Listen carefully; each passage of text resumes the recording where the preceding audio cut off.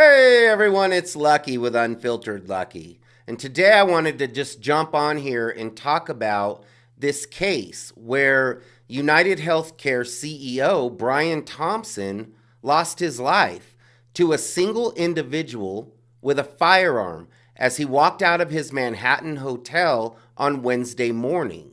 Brian Thompson is seen leaving his hotel room in Manhattan, and he walks out onto the sidewalk because he's walking to a convention. Now, in this video, you also see an individual appear behind Brian Thompson. This individual is well covered up, and he's also holding a firearm that's equipped with a suppressor, also known as a silencer.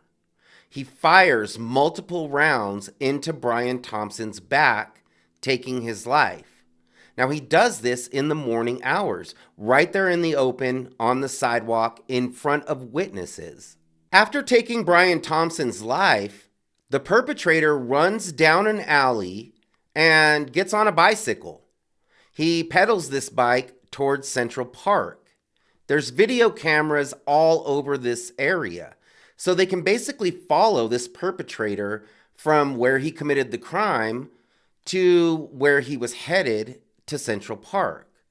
Now, I want to talk about some of the questions that I've seen in reports about this story and give my insight as to why I believe this could have happened, as well as the big question that people are asking, and that is, was this individual a professional?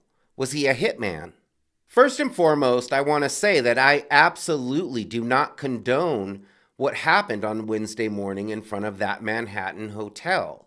I'm just providing my insight as to factors that I believe may have been at play in the death of 50-year-old UnitedHealthcare CEO Brian Thompson.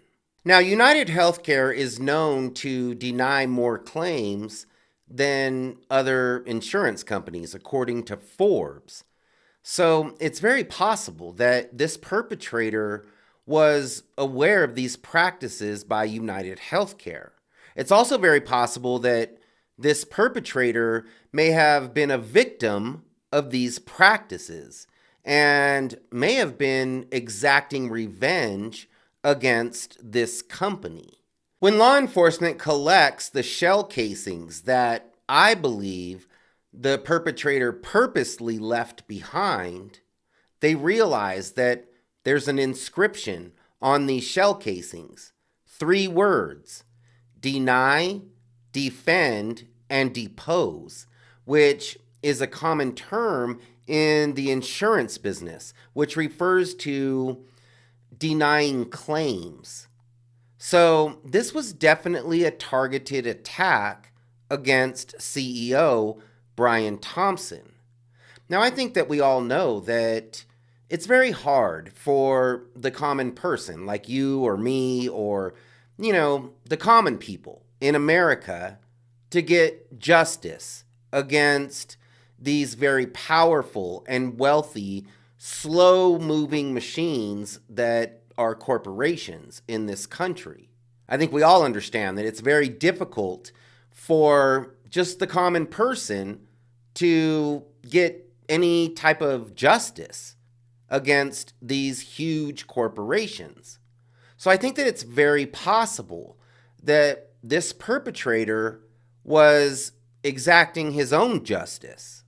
A lot of people have questions about whether or not this perpetrator was a professional. Was he possibly a hired hitman? I want to talk about that a little bit. If you follow my channel, then you know that I have a lot of experience and training with weaponry, particularly this weapon that was used in this crime.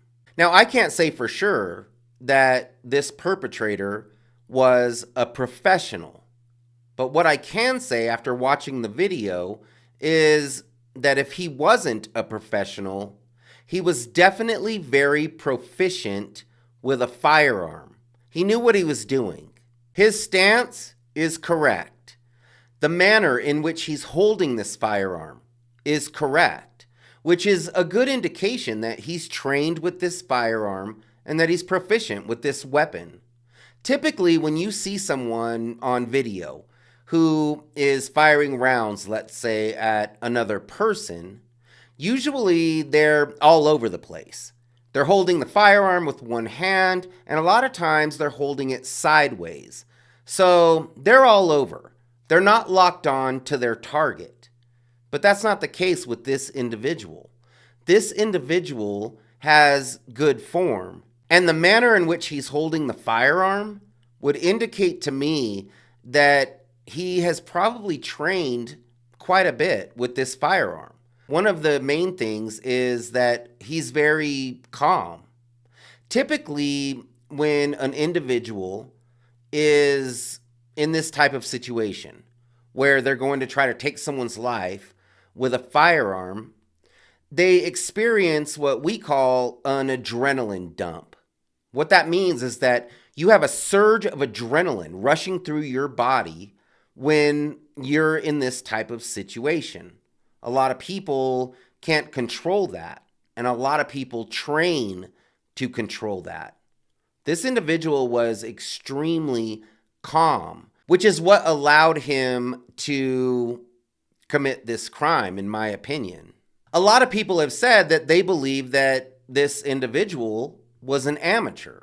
And the reason that they believe that is because in the video, it does appear that his firearm continues jamming in between every single shot. Now, in my opinion, the reason that this is happening is because this individual has attached a suppressor or a silencer to his firearm.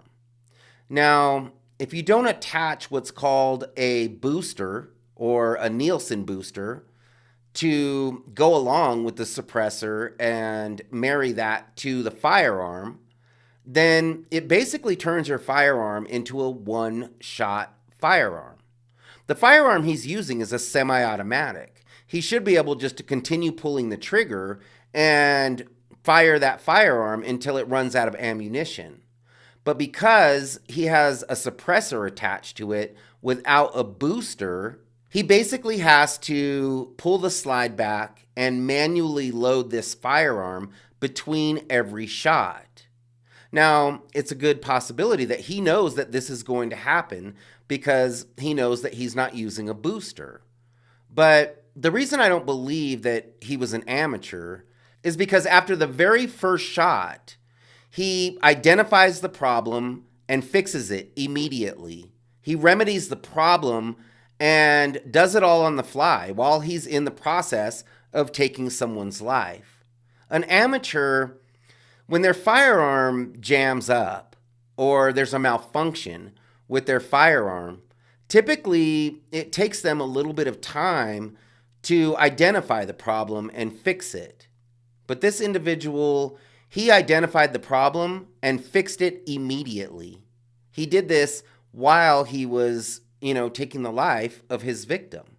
So in my opinion, that's a good indication that he was not an amateur. He may have even known that he was going to have to pull that slide back in between every round. But in my opinion, the fact that he recognizes the malfunction immediately and fixes it all while he's walking toward his victim would indicate that he knows what he's doing. Law enforcement believes that this perpetrator arrived in New York 10 days prior to committing the crime, which means that he had 10 days to plan this all out. He had time to map out his escape and, figure out how much time it's going to take him to get from one point to another. So in my opinion, this was a very well planned out crime by this perpetrator. If he wasn't a professional, then he was well trained in his tactics as well as with his firearm. Law enforcement believes that after he went to Central Park, that he took a bus and left New York. So now you have the feds involved because this individual likely came from out of state and came to Manhattan to commit the crime, and then he left the state. Now, something else that he did was he took a bus. He didn't get on a plane. He was very smart about how he was transporting his weapon. Now, it doesn't mean that just because law enforcement found shell casings that they're going to be able to match it to any type of weapon. I mean, they're going to be able to tell what caliber it was. They're going to be able to tell what type of round it is. But if this individual was that well planned, then there's also a very good chance that this could be a firearm that's untraceable. So I do think that it's very possible that this crime was committed due to the perpetrator believing that UnitedHealthcare was using questionable practices. I also believe that this perpetrator was well prepared. He knew what he was doing. And I do believe that this individual isn't going to be easy to find. I believe that he planned this. I believe that this probably took time for him to plan. And I'm sure that he planned what was going to happen afterward. So hopefully law enforcement can find this individual. But I do believe that it's going to be very difficult to locate this perpetrator. Now, I'm going to stay on top of this story, and I'm continuing to gather information about this case. And as I do, of course, I'll come on here and update you. So thanks for hanging out with me today. I really do appreciate it. And if you liked my video, please hit the like button and consider subscribing to my channel. I hope that you all have an amazing day, and we'll see you next time.